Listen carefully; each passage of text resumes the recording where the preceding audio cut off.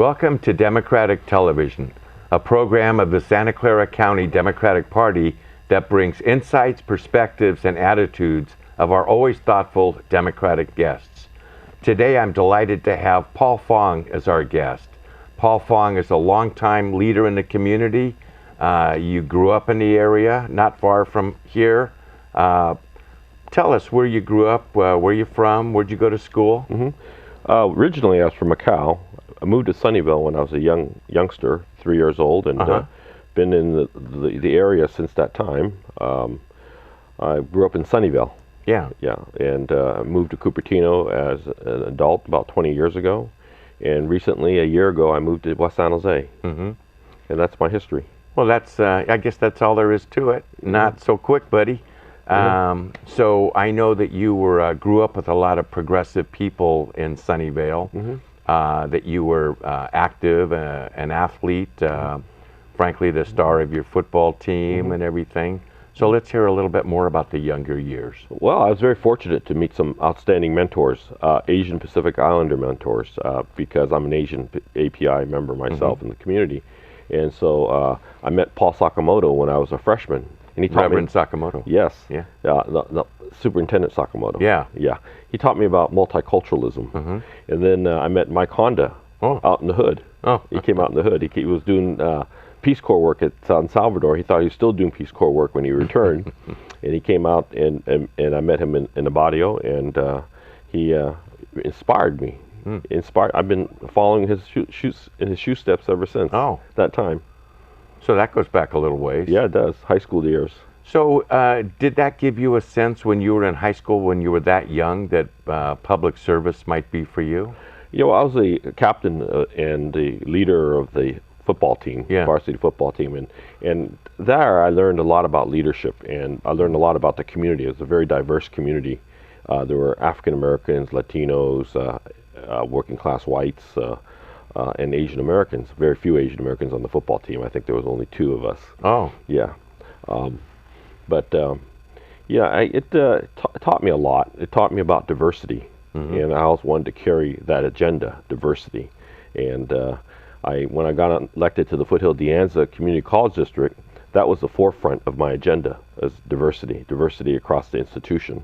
And I beat that into the whole administration and in the institution for 15 years, and now they're a very diverse institution. So you brought that awareness based on your own experiences growing up in Sunnyvale and meeting other inspiring people. Yes, absolutely. I learn from people, and I apply what I learned from people. So what kind of jobs did you have after college? What did you get into? Well, I opened a flower shop, because I opened a flower shop, retail florist, in high school.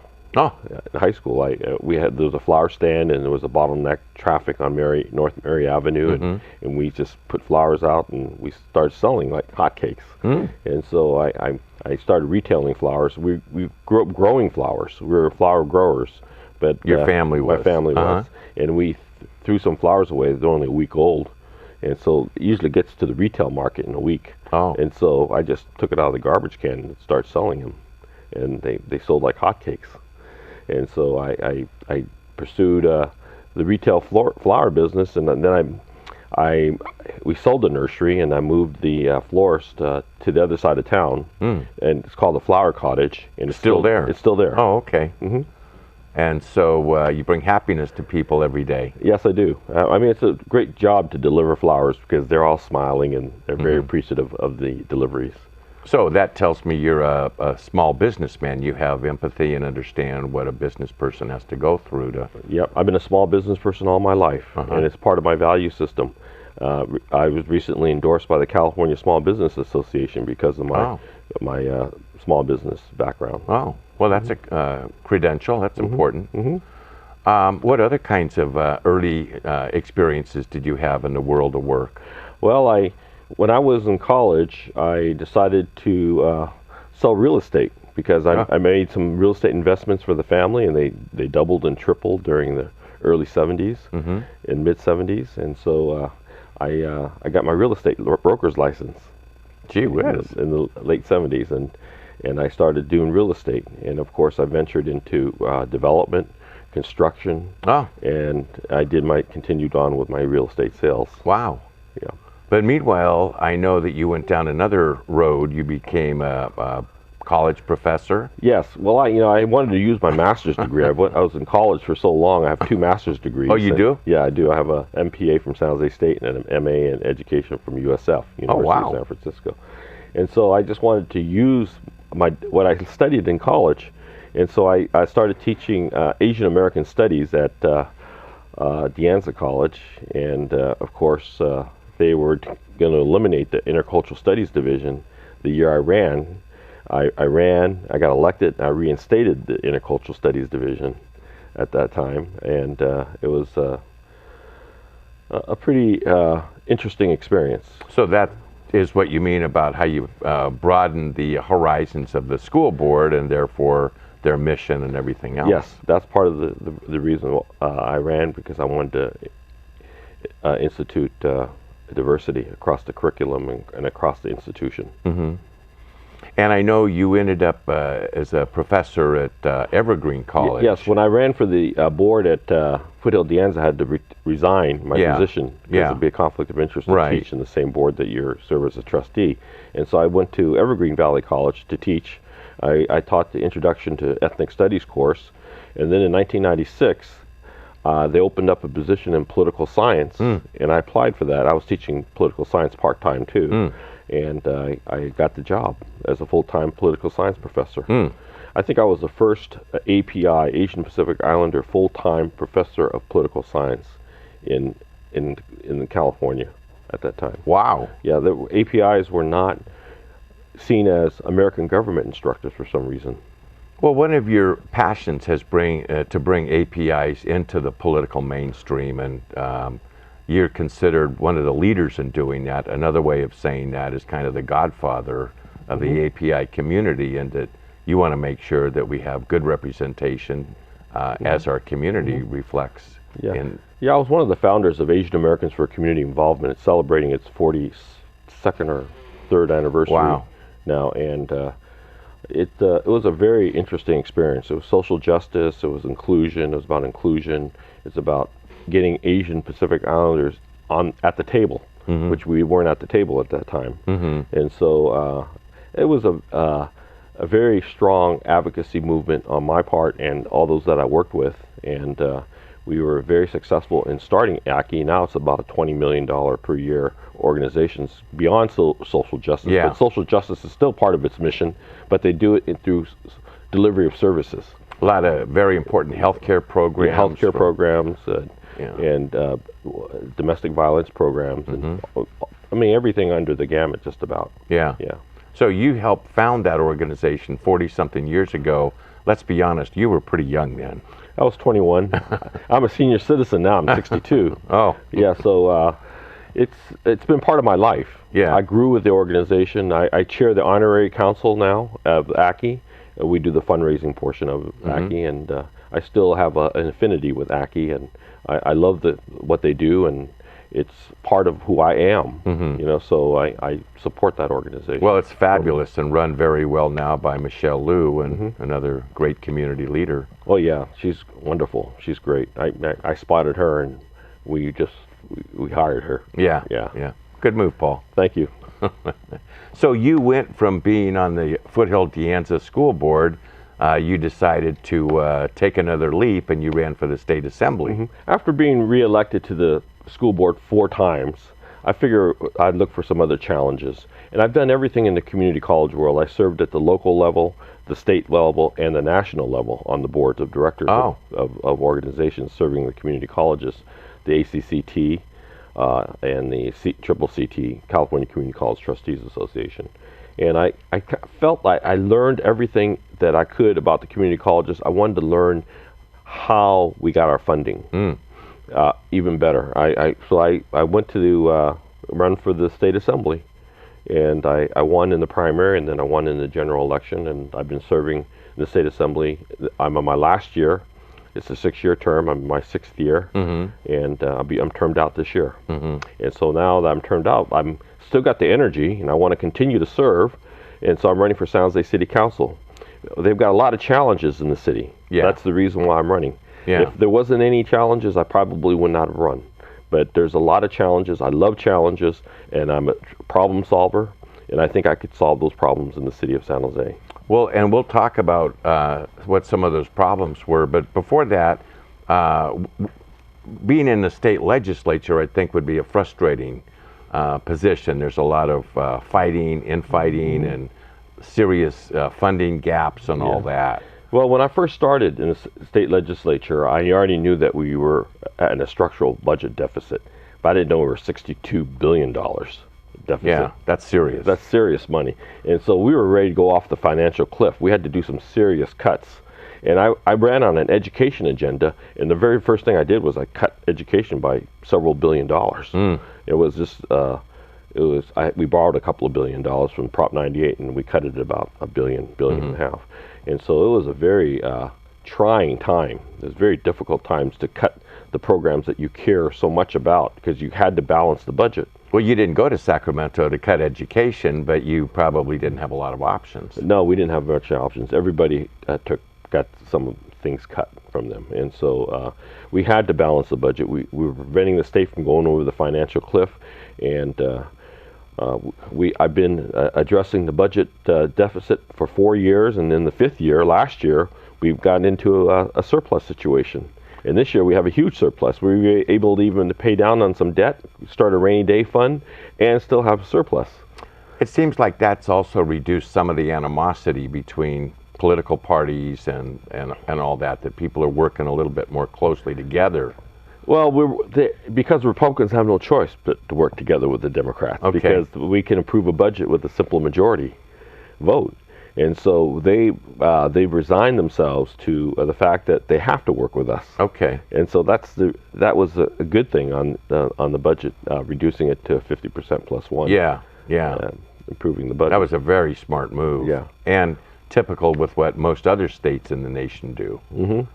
But I work across the aisle, and I listen to Republicans. They have some good common sense-ish things about expenditures and stuff like that. And if it makes good sense, I'll adopt it in my value system. I'm open to working across the aisle with them. Good.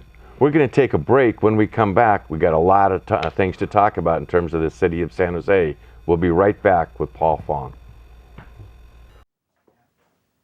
Hi, I'm California State Senator Joe Simitian. We're fortunate to live in exciting but challenging times. It's a new day for America and for the state of California, and you and I can both play a role through our Democratic Party. Democratic Party is a great way to make sure that the views and values we hold dear are expressed in the decision-making at the national, state, and local level. It's also a great opportunity to spend some time with like-minded folks who are committed to making our community, our state, and our nation a better place. So find the Democratic Party opportunity in your neighborhood, your community. Call 408-445-9500. You can make a difference, you can have a good time doing it, and you can have the satisfaction of knowing that you played a role in this next chapter in American history. Welcome back to Democratic Television and our guest, Paul Fong. Paul, you've been walking doors in District 1, and I know you know District 1 pretty well. You've represented that area in the State Assembly for 6 years now. What are you learning from people? What do they care about? What do they want to see in their next council member? And also represented District 1, the vast majority of District 1 for 15 years prior to that as a trustee with the Foothill De Anza Community College District. So a 20-year history. 21-year history. 21. Yeah. And so I kind of know District 1 quite well. But I've gone door to door to really find out what the needs are. And the most common concern is the lack of public safety, lack of police officers. And the crime is increasing in the city. We were once the safest big city in America. Now we're like the 50th safest city in America. We have more auto thefts than all 5 boroughs of the city of New York. Wow. Yeah. In San Jose. In San Jose. Yeah. Wow. Yeah. And so they are aware of the crime situation, and they want to address that. But our police officers are fleeing and they're leaving. We got to stop the bleeding. We got to start bringing the police officers back. Well, a lot of people think that that was a result of the city trying to tackle pension reform. That's part of it. That's part of it. I think they did away with disability in the second tier, and any cop that works and they're going to get disabled on the job, they want to make sure that they have security, and so they only have security if they can find another job. But if they can't find another job in the city, they're out of luck. And so, that needs to be addressed. That seriously needs to be addressed. But more importantly is that we need to bring the public employees back to the table, because that's the way it works. I've done 3 pension reforms in my day. In different levels. At different levels, yeah. 17 years ago, I instituted a 2-tier system for lifetime medical benefits. I did away with lifetime medical benefits for the new hirees after 1997, and I had a big, strong fight with the labor unions. In the community college district. In the community college district. But they respected me for my fight, because it was the right thing to do. We would have been $200 million in the hole today if we didn't do what we did. So I created a 2-tier system 17 years ago, and then a couple of years ago I did the CalPERS reform, pension reform. We ended double dipping, spiking, and capping the maximum amount that people can draw on. And so that'll save the state about $20 billion over the next 30 years. Now, my understanding is that what you did is you sat down with the bargaining units, or your representative sat down with the bargaining units and said, we have some tough negotiations to deal with. Let's do it. Yes. And that's what's been missing in San Jose. That's what's been missing. They've got to be at the table. They know what they can give up, and they need to present that at the table. You just can't go and take away from them, because you might take away something that's really treasured, like disability insurance. And so that is something that we need to work on. I did this CalSTRS pension reform. Teachers. This past year, teachers. Oh. Yeah, we had a $64 billion deficit, structural budget deficit, until we reformed the CalPERS system, CalSTRS system, excuse me, and we had the districts contribute more, the employees contribute more, and the state kicked in a little bit. And that was done through the trailer bill in the budget this past year. And so I've done 3 pension reforms, and all the times I've done it, they've got to be on the table. The labor unions got to be at the table, and they know what they can give up, and we need to negotiate it. Yeah. Well, it's understandable that public safety is number one. What are some of the other issues you're hearing when you go knocking on doors? Yeah, interesting enough, libraries and parks. Yeah, the library hours are not sufficient for the users. They close down after 5. They close down on weekends when they need it. That's the most. We need to extend our library hours for the community, and that'll get some of the kids off the streets too. And also another thing is that the lack of park space. We need to negotiate with the schools so that the schools will open up their facility as a park for the community.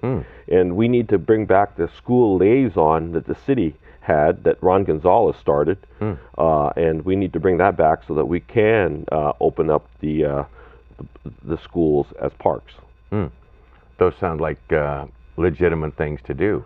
Yeah, very legitimate. Those are going to be my top 3 agenda items when I get into the city. Also, there's some issues about some planning issues and some jobs, housing issues, that we have a ratio of 1.3 jobs to 1 housing unit, and we're at about 0.8. We're far away from the goal. We need to reset that goal into being a more realistic goal, like maybe 1 to 1. Well, that's an issue that transcends everything. It transcends party, income, and all that. If you don't have the housing, it's great to grow jobs, but if people can't live here, you get a problem, and you got to price out folks. Absolutely, and the more housing that we develop, we also bring in affordable housing. And so that's what's lacking, and we're not addressing the housing issues in its entirety, and we need to look at it as entirety, affordable housing and the regular housing issues. So you're finding that people are receptive to you? I mean, I guess, many of them that are older, longer in place residents, Paul Fong's not a stranger to them? Well, they know who I am. They know what I'm about. They know my progressive values, and if they like me, they'll vote for me. If they don't like me, they won't vote for me. Fortunately, majority or supermajority of the people in the district like me, I believe. I guess we'll find out. Yeah, we'll find that out. We'll find out. We'll find that out soon. Yeah, a little later. What are some other tough issues that you had to deal with in the assembly where you showed that you're willing to do what your conscience dictates rather than given to popular votes? Well, one thing, I initiated the Shark Protection Act. We protect the sharks because the sharks are getting finned and thrown back in the ocean to die in large numbers, and if the shark's population depletes and it goes extinct, it can go extinct in my lifetime if we don't stop the finning operations. And we need to save the sharks because the sharks are very important for our ocean's ecosystem. They're the top food predator. They keep the balance of the ocean in place. They're the regulators of the ocean. They eat all the garbage up, and they keep our oceans clean. And so we need the sharks to be alive to do that. And so I banned shark's fin. And when I banned shark's fin, I banned shark's fin soup, which was a delicacy in the Chinese. You got a lot of heat for that I did. From the Chinese community. I did, but it was the right thing to do. I had to debate my ethnic consciousness versus my environmental consciousness, and the major devastation to our environment was not worth eating shark's fin. And so it just overwhelmed and dominated my ethnic consciousness, So my environmental consciousness. So a lot of that then comes to you want to have greater education about the impact of people's choices. Right, and it's working. The shark's fin ban is working now. 8 states have banned it. China has banned it from its official functions. Oh. Airlines have stopped shipping it over here, and hotel chains and restaurant chains and grocery store chains have banned it from sale. And in fact, I just heard a statistic that shark's fins sales was reduced by 70% last year. Wow. 70%. So we're saving 70% of the shark species. Wow. Yeah. Well, I can see you walking around in a shark suit and being cheered, not just because of the San Jose Sharks. Yeah, I love the San Jose Sharks, and I think they love me too. Oh, that's So, good. yeah. That's a fair thought.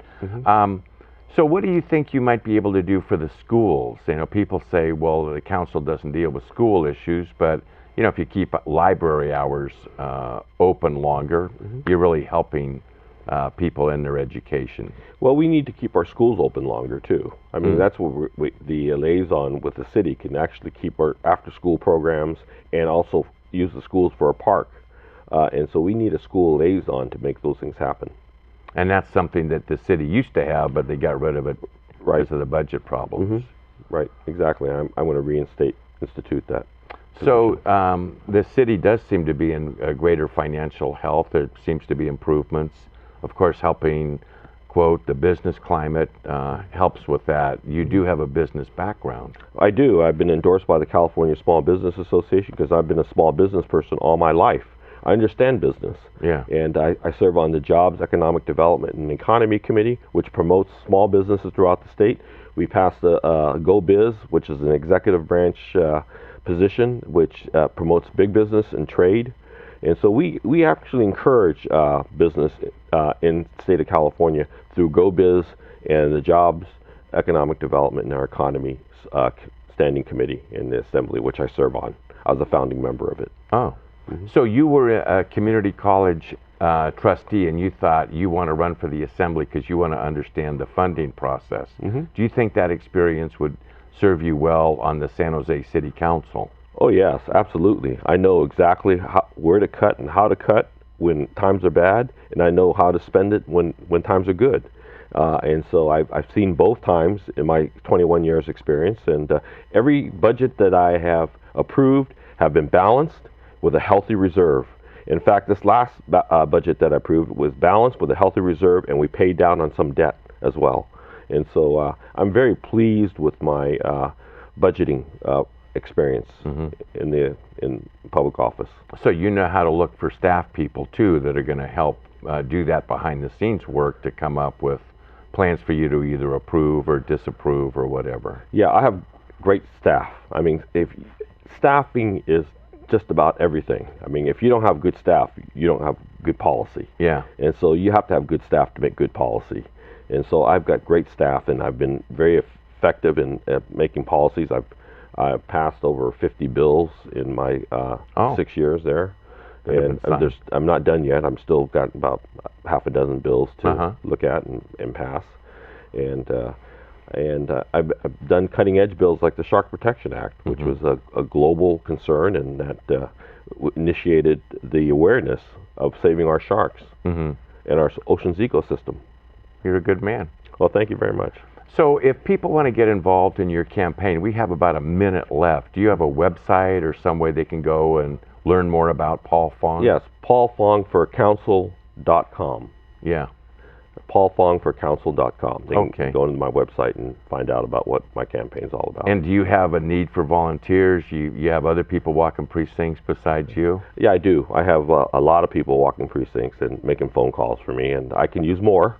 And so please contact me through my website, and I'll be able to get in touch with you. And I need more volunteers. So thank you for having me, and I really appreciate the opportunity to express my values in this show, because I'm a true Democrat, as you know, and I'm fairly progressive, and I know how to be moderate too. As a small business person, you have to be kind of moderate, you have to be centered, and but I carry progressive values as well, and I'm a very successful small business person with progressive values.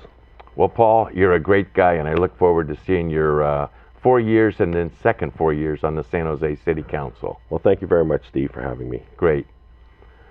Thanks for watching Democratic Television. Give us a call at 408-445-9500 or visit our website, www.sccdp.org.